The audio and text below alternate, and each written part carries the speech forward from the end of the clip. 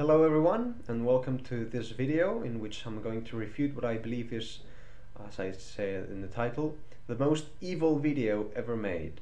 Well, it probably isn't, but certainly one of the most evil that I've seen.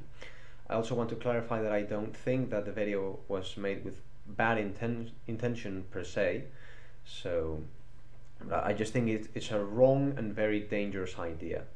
And the idea that it portrays is the hatred of human beings. I think it's called misanthropy. So the video I'm going to be talking about is this one. It's called Just Man. It isn't in any language except for the title, and it's an animated video made by Steve Cutts 10 years ago actually, and it has 61 million views, so it's been quite an influential video. But what's being reflected in this video isn't just being reflected in this video. It's been kind of a movement for a long time, and it's represented in all the media, such as in the movie WALL-E. And that's the idea that we humans are bad. We're horrible beings, we're destroying the planet, and it's all our fault. So first of all, these ideas I think are mostly virtue signaling, and in part false. People who live good lives, who live in rich countries and have life mostly figured out, can sometimes live very disconnected from the real world, disconnected from how harsh reality really is.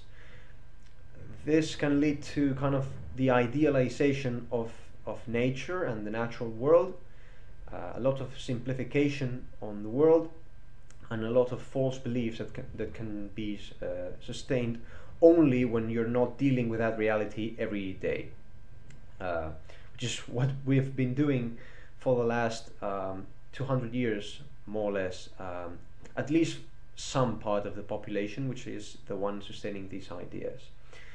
So yeah, I want to say one thing about virtue signaling. One example I'm going to give is, well, when there's a lot of inequality, there's a tendency in human beings to attack the rich ones because probably what they have because they stole it, or we just want it and we're going to justify getting it from them.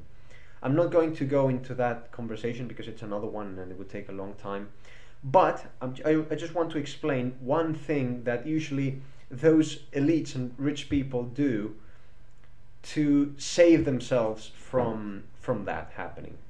And that thing is adopting kind of the same ideas as the people who could potentially take things from them. And the looks, for example, this trend of wearing clothes that are broken and that basically look old and used, it's just probably a way to pose as someone who's poor, but it's now trendy, and who knows why it's trendy. But the thing is, of course, people don't know they're doing that because of that reason.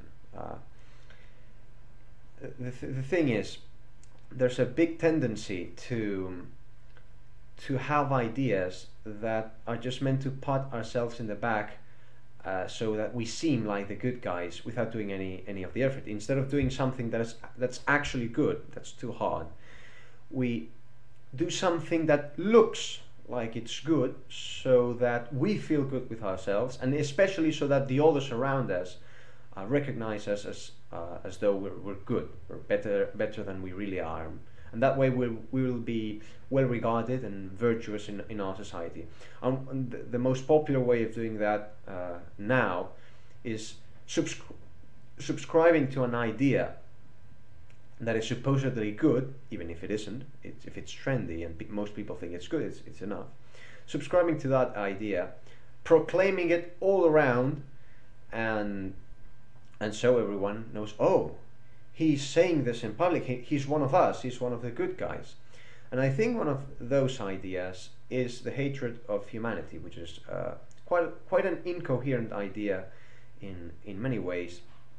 but I think it comes from an attempt of moral superiority without understanding how the world really works. Because reality is extremely complicated, and sometimes bad things happen and we don't even understand why they happen. We assume that it's just some people are bad. For example, killing animals is bad. Well, we obviously know that we have to eat. That's not. But for example, war. We want to stop war. That's right. I agree. Let's stop war. But instead of understanding why wars happen, and we're just going to get rid of all weapons and see what happens. What will happen if it is that someone else will conquer us. But we don't want to get into that game, because that could result in some conclusions that we don't like. So as long as we are not really having to be in that situation, we're just going to delude ourselves into believing that. That's something that many people do and many groups do, and it's unfortunately, it's wrong. So without further ado, let's start with the video. One last thing before. I want you to focus on the facts being presented on the video, and I will address them, but I also want you to analyze what the video is trying to do. And what it's trying to do is getting an emotional response from you, from the viewer, and I will be making comments on that too. So let's start.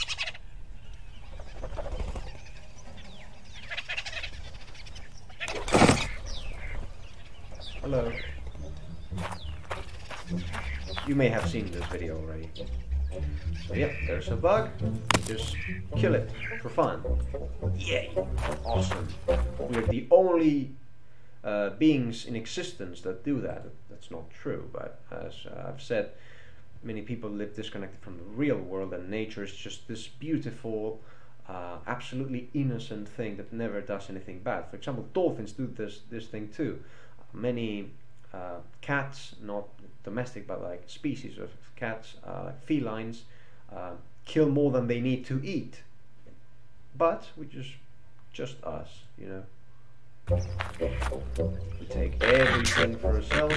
Look at the face of this man. This is very, very important. The face. His face stays constantly like this, like smiling, completely unchanged, as he does various barbaric things. This is basically a psychopath. The idea of this video is to make humans seem like absolute psychopaths. Like, we do horrible things and we don't even care. This is to provoke an emotional response on us. Now he's going to talk about the meat industry, in a sense, what we do for food. The idea is we put a lot of toxic things on animals before we eat. He plays basketball with it, which I don't know why. Just what psychopaths do, I guess. And then he eats it. And one thing, if we put all that horrible thing into animals and we eat them, then why do we live longer? Why are we healthier than ever in human existence? At least, I'm not saying right now in 2023, but overall, in the last decades. Do these people know how hard it is to sustain a civilization of 8 billion people? Like, how much it actually takes? Or do they imagine that it can just be done out of the virtue of our hearts? This thing is complicated, and if not for all of these horrible chemicals, some of them are really bad, and we're trying to figure out which ones there are to take them out. But if we hadn't made so many innovations, we would not be where we are. If we stop doing all of that, more than half of humanity will starve to death. We'll die. So we analyze these things. We don't take into account when they work. They just silently work and we don't think about it. But whenever they fail once, oh, we're looking, and we're gonna make conclusions on everything. Like, look at what happened in Sri Lanka. They gave up all the horrible chemicals that were used in the agricultural industry, and the country is collapsing. Many people are starving. But yeah, always easier to live in fantasyland. Now let's look at this poor sheep. Isn't it cute? Well, the author could have made the video more effective by making the sheep a lot more cute, because we humans are irresistibly affected when something happens to what we consider something cute. And why is that? Well, the reason is probably that the things that we consider cute, which is usually something rather small, roundy face, big shining eyes, that's what babies look like. That's what human babies look like. So we have kind of a system wired on our head to have a lot of compassion for our young, for our babies, which is normal. If we didn't have that consideration for our babies, we wouldn't raise them, we could abandon them, and we would no longer exist. So it's normal that we have that system wired. The problem is that system can be hacked. Like if I make a drawing of something that is very cute, but it's just a drawing, it's not real, and then I make another drawing and I make some animation of that cute thing being horribly destroyed, that's going to create an emotional response in you. But have I done anything morally wrong? I haven't killed anything. It's just drawing. The thing is, this can be used to ascribe to animals a humanity that they don't necessarily have.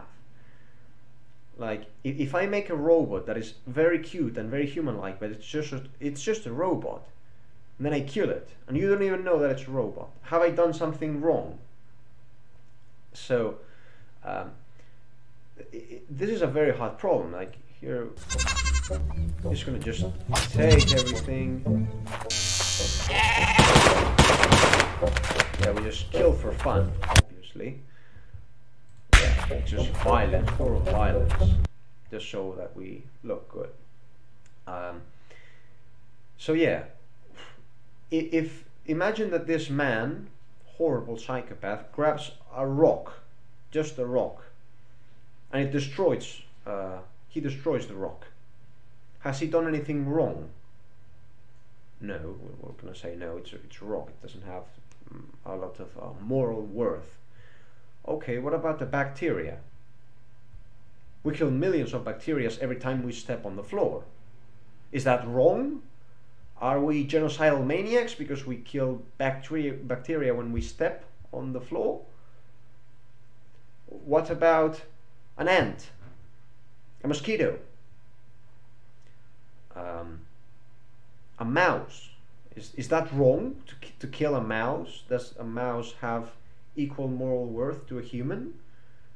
The fact that it has similar morphology to humans, like they have head, they have arms, they have a face, they have evolved more or less similarly to us, does their outside form ascribe them moral virtue? What do we even know about their subjective experience? Like imagine ants, for example. Ants, they are biological machines. Do they have any individuality? Do they have any worth? They're just a gear in a machine. Like, where's the difference between what we should value and we should not value? I think we should do better than whatever it's cute, whatever we feel emotionally moved by when we imagine it being killed. I think we should do better than that, because that's just going to result in whatever looks like human babies or evokes in us feelings of something similar, that those are worth, those deserve to live, and the others don't. If we imagine a horrible animal, like in pictures for kids, that has, it looks bad, it looks like someone angry, breaking things, we're not going to have such a feeling when that dies. Is that enough? So I personally believe that consciousness is what divides us between things that do not have any moral value, such as rocks, and we humans, and there's a gray spectrum. I'm not saying that we should take ethics to the realm of what we should kill and we should not. Ethics is not just based on that game, on the trolley problem, or if you had to kill this person or this person. Things are more complicated than that. So I'm not saying we have to kill the dumb people, that's ridiculous, but beings need to have a certain level of consciousness and being able to think and reason to be able to cooperate with others, or just at least understand things and be able to peacefully coexist with other beings. And when a being is over that line, we can begin to respect them, because otherwise they are killing machines too. Like in this video, we seem to be doing a lot more harm, but that's just because we can. Honestly, if many animals could do have all the power that we have, they're killing machines too. Anyway, let's continue.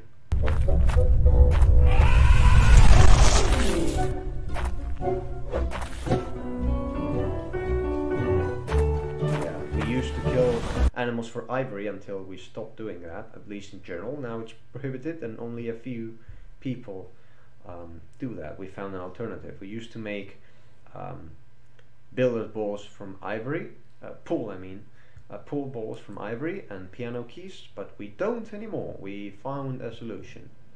Of course, radioactive the ocean and turning it black, that's not really true in a sense. Like, we've almost never thrown radioactive waste into the ocean. We haven't radioactively polluted the ocean in the slightest bit. There's no measurable way to do that.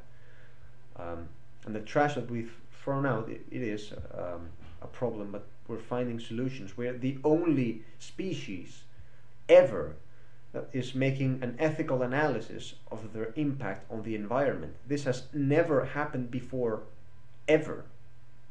So, like for example, these people tend to idealize how the world was before we humans appeared, as if it was something absolutely stable before then. One thing that we have to consider is that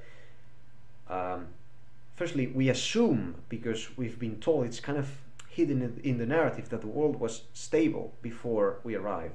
It's true that it had the world works in this way. There are periods of relative stability, then something happens and there's very rapid change, and then the ecosystem reaches a new equilibrium, and then there's another period of stability. There have been many of those inflection points in the history of the planet, but it seems like nature was kind of pristine and working perfectly without us until we arrived. Firstly, that assumes that we are not part of nature, which we are.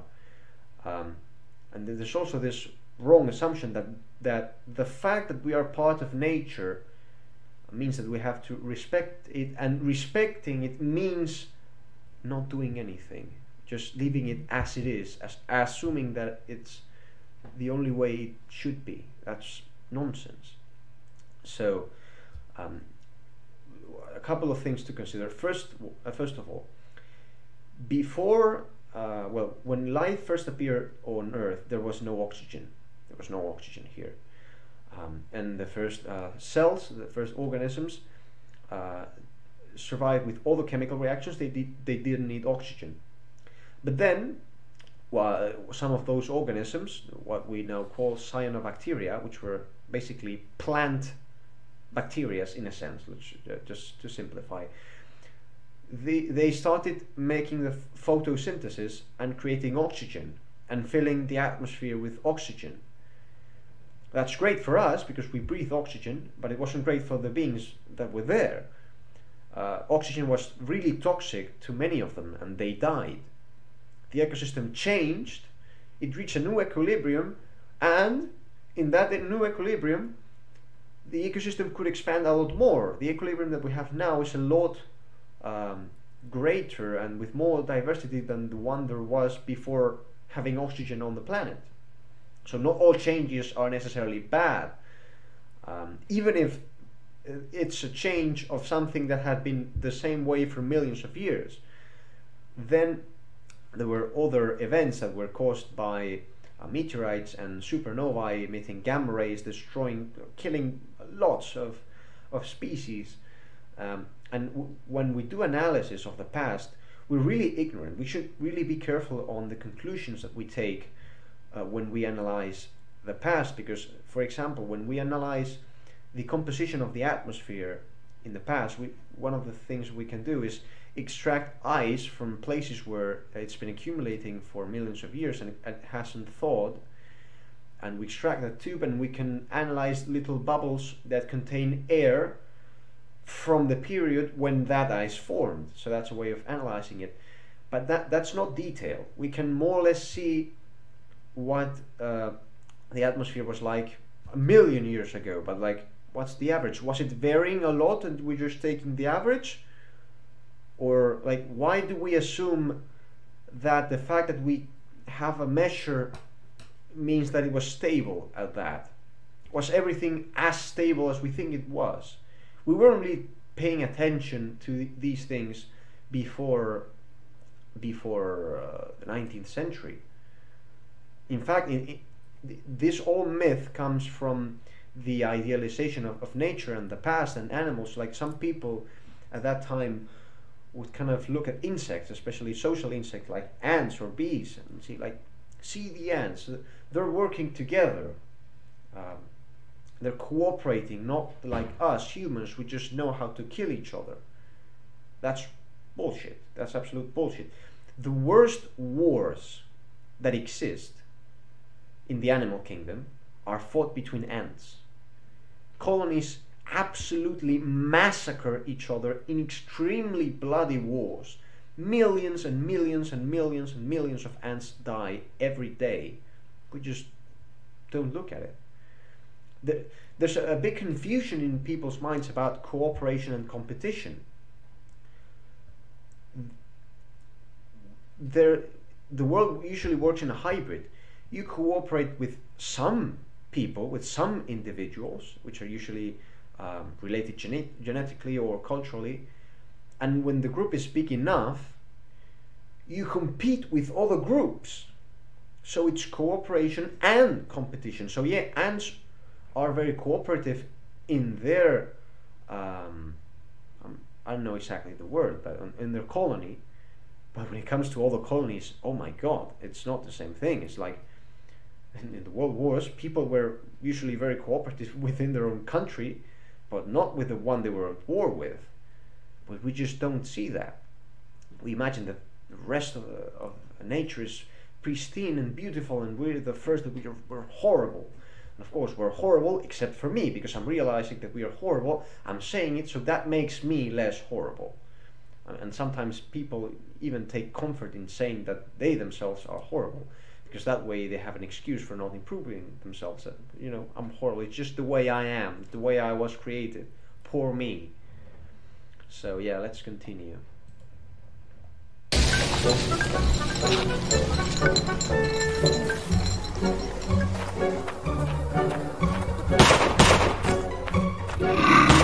Perhaps you didn't see it, there was a dead whale there.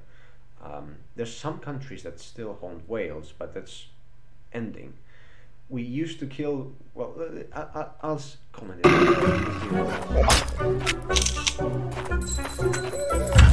Here he kind of argues against trophies, and that's kind of true. But it's just, again, using a very simplified version of the world and then criticizing it, which is a straw man argument. In order to stop bad things from happening, you have to understand why they happen with enough complexity. Like, have these people studied what a costly signal is, a honest signal is? Because they seem to just, oh, he kills just to show for it, and showing is bad. So yeah, that's bad. That's, I'm not saying it's good. I'm just saying we have to analyze things deeply enough, because otherwise, if we embrace simplistic ideas, we're going to create other problems and be oblivious to them until they cause real harm.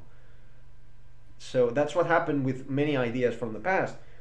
The ones that we consider now to be abhorrent they were idealized versions, sometimes sometimes those ideas were created in response to all the bad ideas from the past. So they created a simplistic idea that more or less seemed to fix the problems that the previous ideas had, but because they were simplistic, they caused problems. And we now think we're good because we are against that, but we are having the same simplistic ideas that cause harm.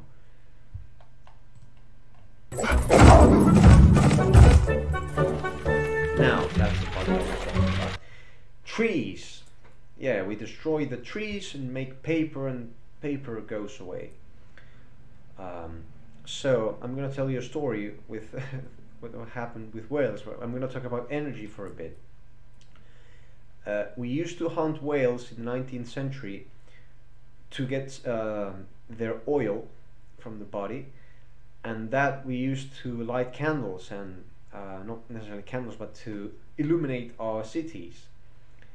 And we also used to cut trees to make wood for making ships, especially in times of war, and for burning wood to stay hot, to stay warm.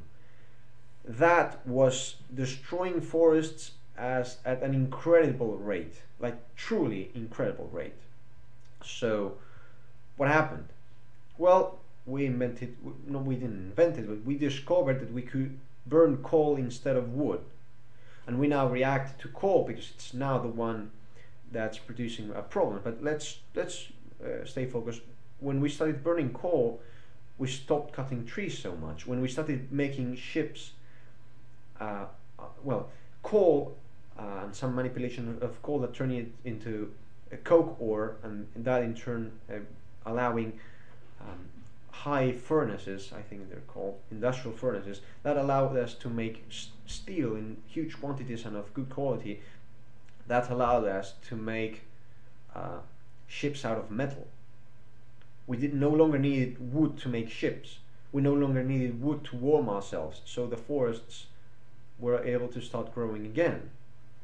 And so coal was quite dirty, and we discovered something new. There was oil, not from whales, but from underground oil, and it allowed us to have a second industrial revolution while polluting less. It pollutes less than coal, and that also helped us produce electricity in large quantities, which allowed us to illuminate our cities without the need from oil from whales. So we stopped hunting whales.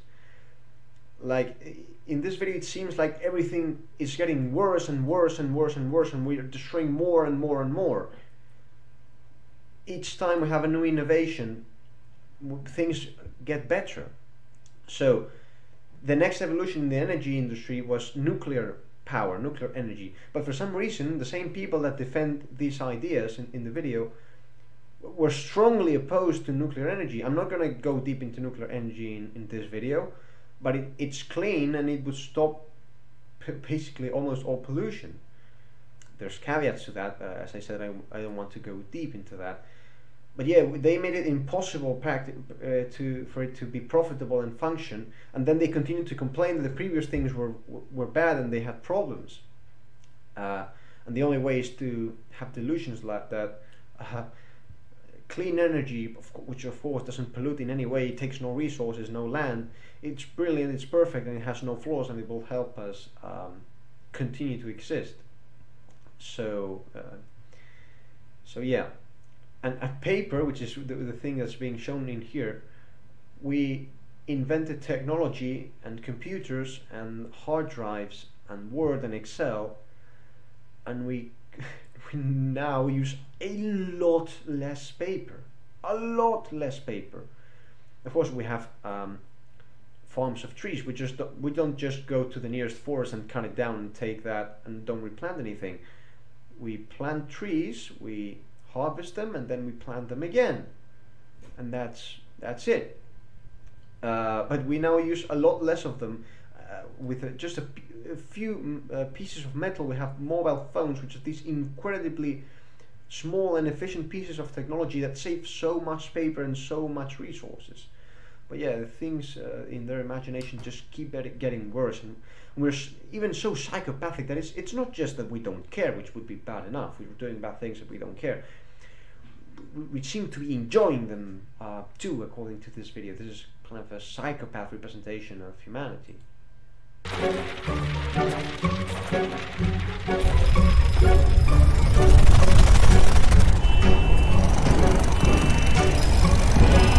Yeah, we turn everything into cities, don't we? Those ugly grey things.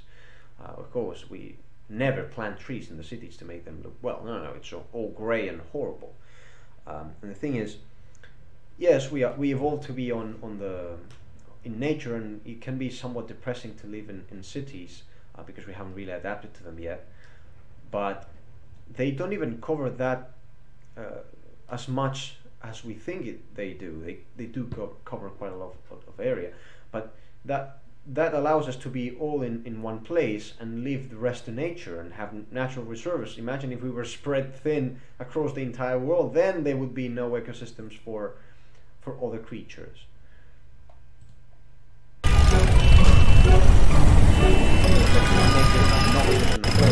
The idea is to create an emotional impact.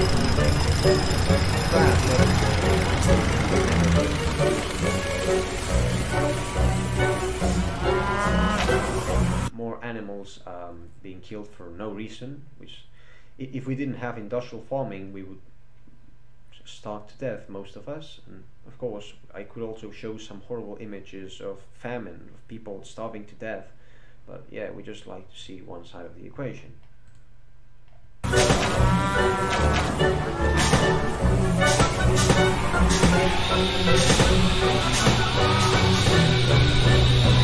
Of course, we're dancing of joy with all of this happening. Obviously, the vegan movement does not exist. Imagine any other animal turning vegan. Just imagine it.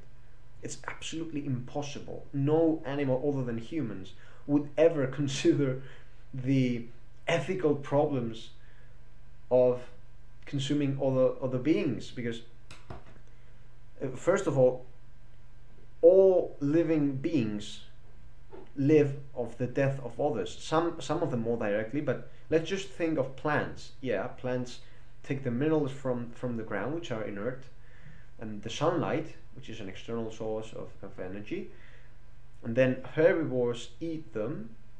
Carnivores eat the herbivores, but the thing is, the corpses of those, they're consumed and decomposed by fungi and other organisms, and then that turns the minerals, or it turns the products into minerals which plants can use again.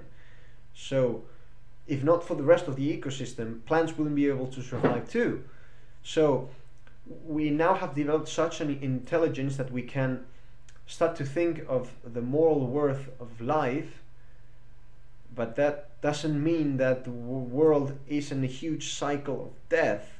That's just the way the world is, and this isn't extremely pessimistic. Like, it's not every being is like a human life. They don't feel that way. We can draw a nice face, a nice smiling face on trees, and that doesn't mean that trees really have human emotions. Many living things are biological robots. In fact, we don't know exactly to what extent this goes. So there's some gray areas still, and there probably will be. But we know that the animals that don't possess a brain, and specific parts of the brain, such as the prefrontal cortex, they can't think the way we do. They're mostly like, if I program a robot to act similar to a human being, is it a human being? I think I've already talked about this. But yeah, and we're also creating, trying to find a way to make meat without killing animals. Imagine another being doing this. Just imagine it. And yeah, this is going to take some time, but in a few decades or maybe a century or two, we could have meat that is just as good as the one we eat without having to do this. The thing is, if we stop doing all of these things, we stop using energy, we stop, first we would have a famine and the world would collapse and billions of people would die. Who cares about that, right? But then we would also not be able to have a world and a society that is advanced enough to find solutions to these problems, because we need technology to make progress in these areas. We can just do wishful thinking. The primitives were not terribly efficient at use of energy. There were less of them, and they lived horrible, miserable lives. They weren't terribly happy necessarily. Many died of disease or were horribly eaten by other animals, but they just didn't think about it that much because that was life. But we now, in the developed world, which was happily sitting in our couches and virtue signaling to everyone to receive some human warmth, we're making things up. We're trying to criticize a world by comparing it to another world that we've just made up and which is a fantasy. So let's continue.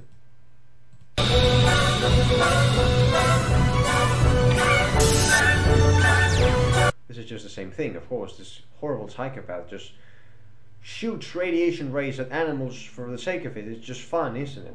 It's not doing experiments to gather the knowledge to save human lives. And this, it could be your mother or your son. Are you really saying that we can just get rid of experiments on animals? I'm not saying that animal cruelty movements have no good arguments. I'm not saying that we can just exploit animals in any way that we want or torture them for fun. But seriously, the world is very complicated. You cannot.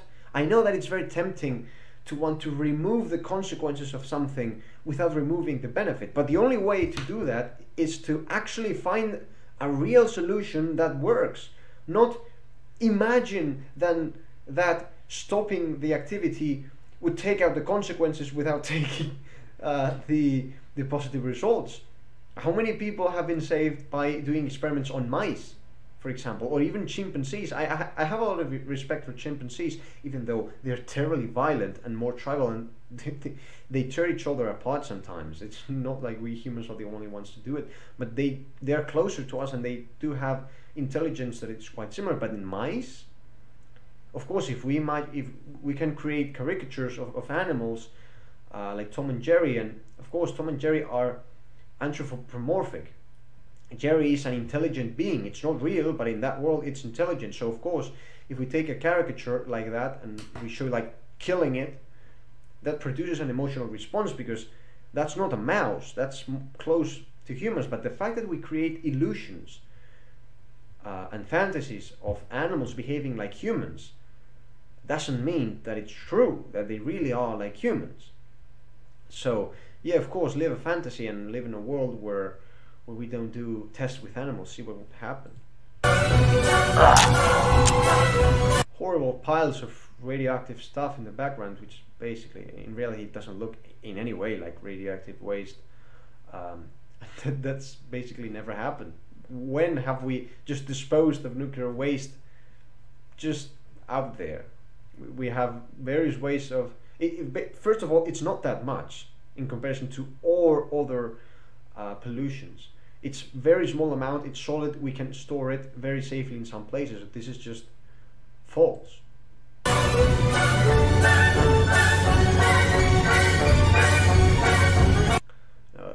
I already talked about nuclear power and how that energy is turning greener all the time. So yeah, the background, that's just something that happens at some point. And well, this guy didn't want to draw many different things from washing machines, but if we allow civilization to continue to improve enough, we will develop the technology that allows us to exploit new resources. And one of the new resources that we're going to be able to exploit when we have more technology is waste, because that's just piles of raw resources, well, not raw, but resources that we can incorporate again into into the cycle. These people talk a lot about the circular economy. That's coming, more or less, approximately. But it needs time, it needs technology. We can't just have the conclusion and ignore the steps that are required for it. Of course, the solution is the circular economy, a more circular economy. But we need patience. We need to develop the technology that allows us to do it. It's not simple. So we can't just have a politician sign the Circular Economy Act. Everything, the economy shall be circular now. There will be no waste. At least 99% of waste should be reused, and that's just going to happen because someone wrote it on a piece of paper. That's not how the world works. So yeah. Of course, like, we have a generation of people, we have traumatized them, exaggerating the effects of global warming. But in this video, human beings are apparently laughing like psychopaths, enjoying the destruction we're causing. It's not like we are fearful of it and even regretful. Like, this video was made for Christ's sake. But somehow, yeah, humans don't care about the environment, and in fact we like it horribly destroyed. So that this characterization is absolutely false. Yeah, victory in the spirit world.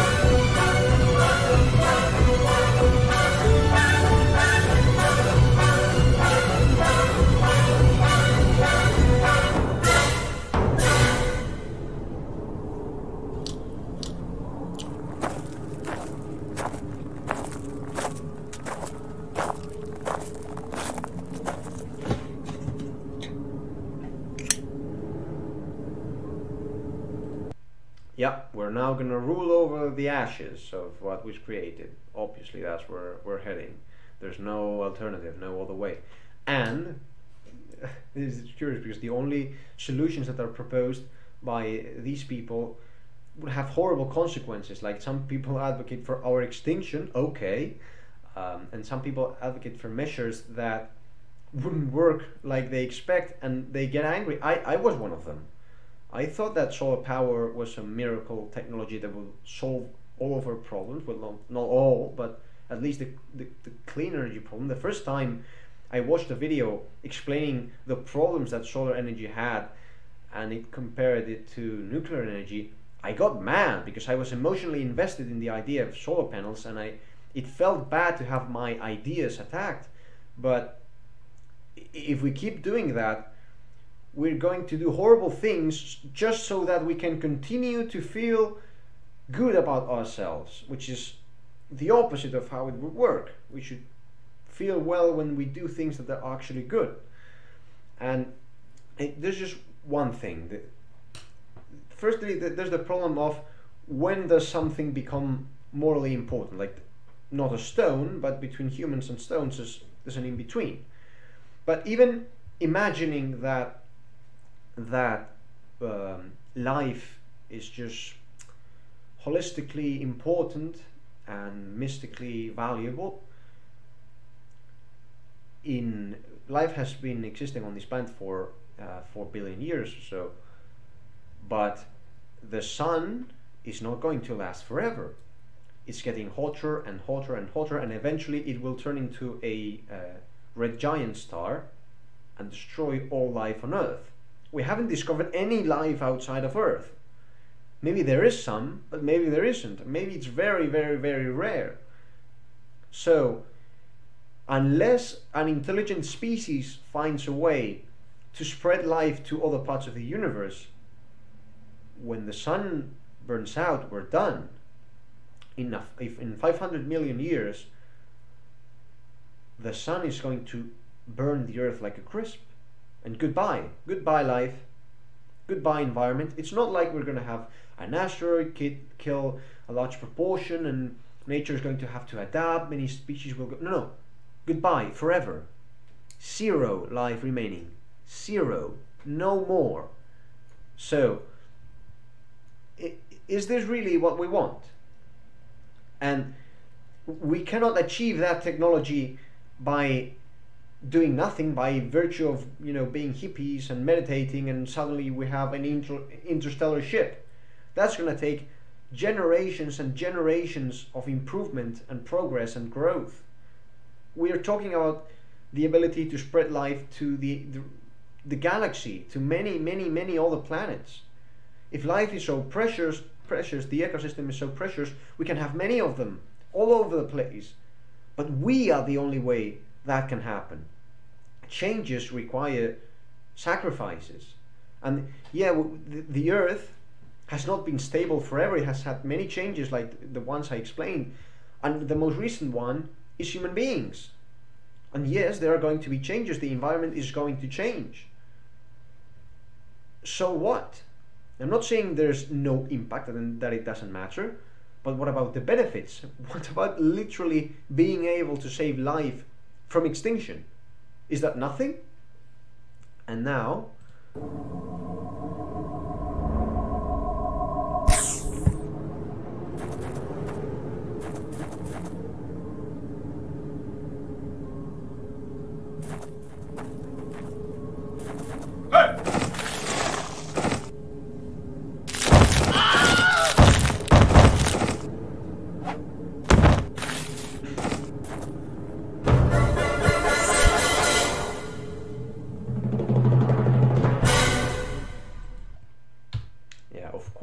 of course, the aliens come. The aliens are obviously a personification of the person that made this video, and people who think like him, or, you know, morally virtuous.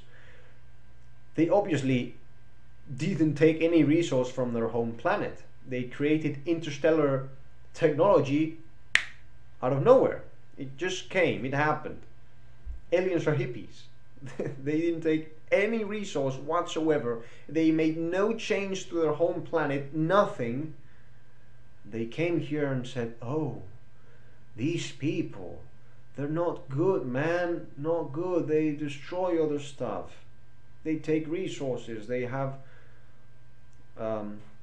spoils. How bad? Yeah, sure, absolutely sure. How did they create interstellar technology? How did they? I mean, there are solutions to these problems, and some of them are not as bad as they seem. But like, for example, we talk about now we're destroying the planet with pollution. Yeah, we have the temperature of the planet has risen by 1.1 degrees Celsius, and that's terrible. It's the worst that has ever happened. There's some things to be said about this. First of all, the climate has changed many times, and we say not as fast. Are you sure? Do we have accurate measurements of the speed at which the climate has changed in temperature? Really? Are we sure about that, or do we just have kind of some averages? The thermometer was invented in the 19th century, for Christ's sake. We don't know for sure.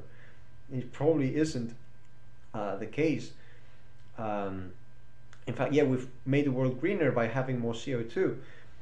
The level of CO2 was at 4,000 parts per million at sometimes during human history, and it's been going down, not steadily. It's not the world is complicated. It's not been a straight line, but in general, it's been going down because some of it is trapped underground, some of it's released in the form of volcanoes, but some of it also goes down to the bottom of the ocean in the form of the shells of sea creatures, and they form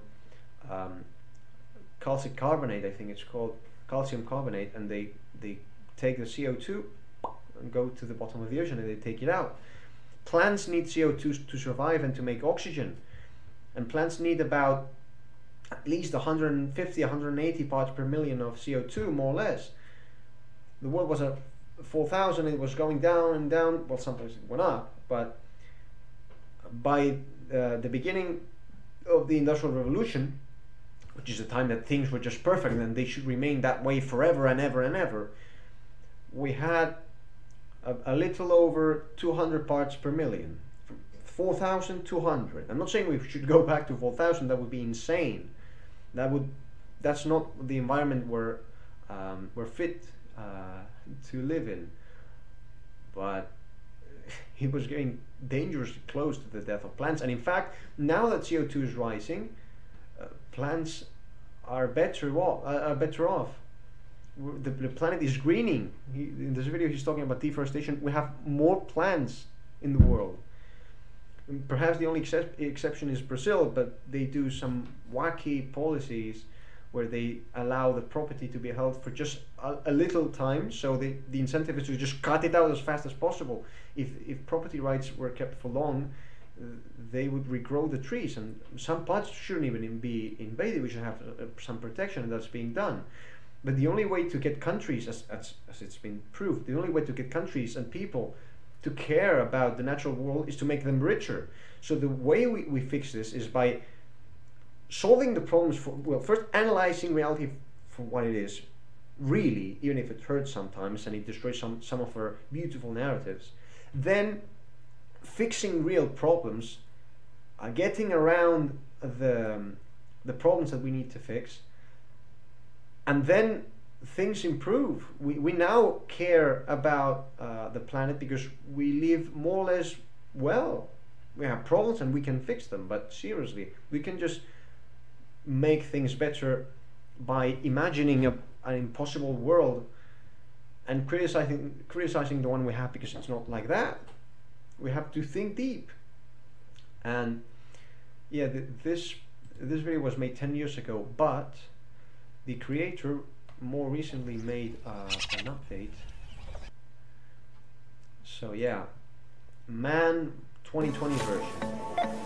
Sí, Great. tengo la regla. Te presentamos. Alright, so this is basically in the pandemic, and it's just more of the same. This one is shorter, and I will not comment as much on this one, but just so that you see. Yeah, lockdown, and as humans are locked down, thankfully nature's blooming again. The animals can happily live, they're all friends. The snakes wouldn't eat the chicken, of course. It doesn't happen in nature. It's just fantasy. It's just fantasy. It's not even an exaggeration. It's living. Trees are making them happy. Oh my God.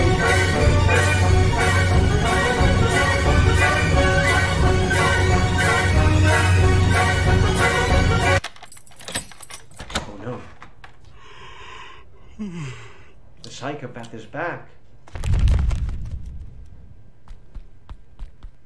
And now, like the previous time, we just start killing, because just what we like. My God.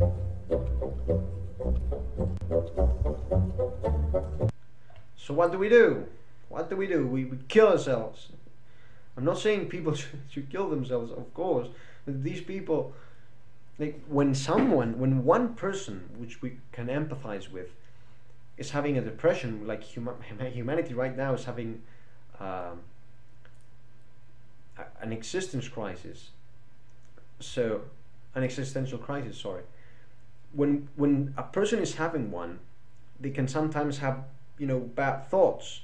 And we obviously see that as being bad, and we try to convince them otherwise. But when we proclaim ideas of the same thing for the whole of humanity, which is not one person but 8 freaking billion, and all the ones that will come after us, it's fine and good. It's great to say, hey people, we're horrible. Not many people say you should kill yourself, but they say don't have children, because they're going to continue the trend. We're the problem, right? We're the problem. Jesus Christ. The life on Earth has existed for 4 billion years. In a little over 10% of that, well, let's say 20%, the sun is going to kill it. It's going to genocide all life on Earth. It's just going to happen. It's the way things are. And that's just one way of explaining this. The easiest way to explain why humans are here. Or what the purpose should be. but we are the ones that can have that experience if we draw human faces on all the things and all the animals, so we can empathize with them. Those stories of animals are for us. They're not real representations of the world, and they can, if they're not understood correctly, they can mess up our minds. We have to be realistic and analyze reality for what it really is. So it's taken so long. What a rant! But I've been wanting to debunk this video for a long time, and I found it again on Twitter, and I had to say it. So yeah, we have an epidemic of anti-human ideas, and the thing is, we see eras in human history where terrible things happened, and we say, oh God, that's horrible, we shouldn't do that. But what we don't realize is that those periods of crisis don't just happen. It's not just some psychopath that comes and starts killing and doing bad things because, you know, they're bad. That can happen sometimes. But in fact, what precedes all of that is bad ideas. Bad ideas that start creating problems in societies. And then that's the perfect environment for a real psychopath, because they exist, to turn the society insane, and then horrible things start happening. Most crises and most wars happen because of what happened during peacetime before. So we can, you know, spread all these ideas, blah blah blah, whatever's going to happen, right? We're safe, the world is fine, we're going to have food on the table tomorrow, right? But these things have consequences. We're spreading very dangerous ideas. I'm not saying that someone is going to eradicate humanity, but maybe, I don't know.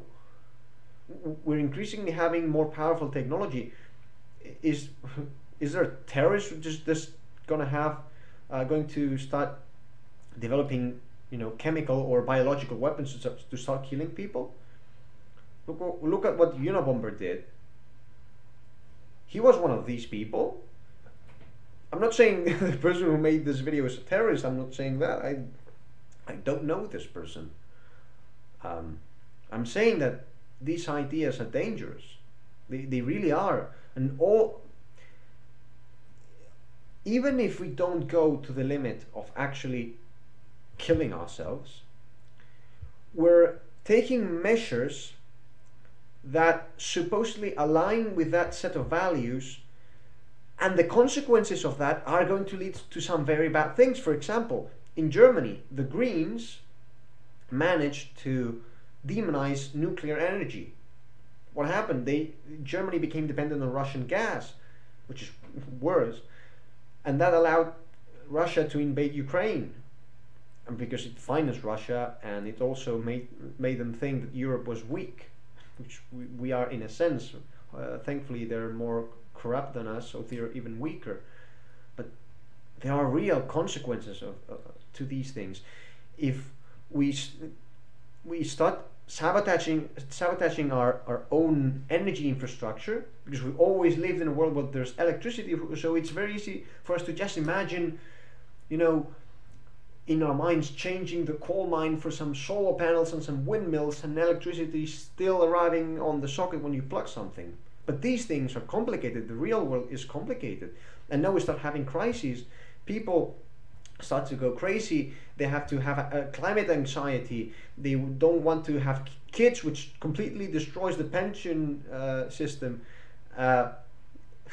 These ideas have terrible consequences, and worse, they're demoralizing, and they're turning people mad. This isn't good. We should be responsible with the ideas that we share, and this video isn't doing any good. These two videos have been seen by way too many people. I'm not saying we have to censor it. We have to reply. We need to develop an alternative narrative, because this is leading us to some very bad places, and we're already starting to see it. It's crazy that many of the crises that we have right now are self-imposed, and we usually don't look at it and we don't pay close attention. But it's not like we had a tsunami or an earthquake or a meteorite hit. Jesus, we created these problems with bad ideas. And bad ideas prevent real world problems from being solved. And real world problems make people die and make people unhappy and create wars and create famine and all of that. So yeah, I'm ranting about the same thing over and over again, but I think it's important. So I'm not sure if I will be making more videos anytime soon. Maybe if this video is seen by some people and I see that I've had a positive impact, maybe I'll consider making some more. But yeah, this is it for this video, and maybe I'll see you in the next one. Have a nice day.